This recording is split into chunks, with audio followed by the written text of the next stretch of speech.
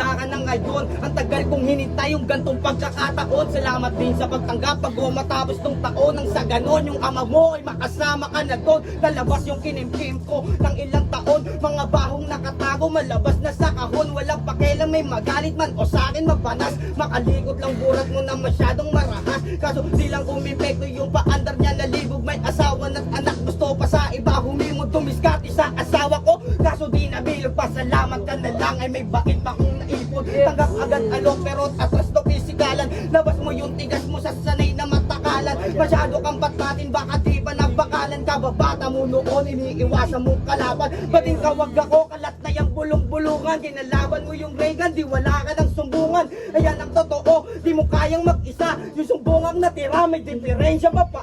Ang lakas pa ng loob, kinalaban si ako. Kahit isama, kalye 4, magsabay-sabay kayo. Yung cereal mapameming at yung Tyro na pano.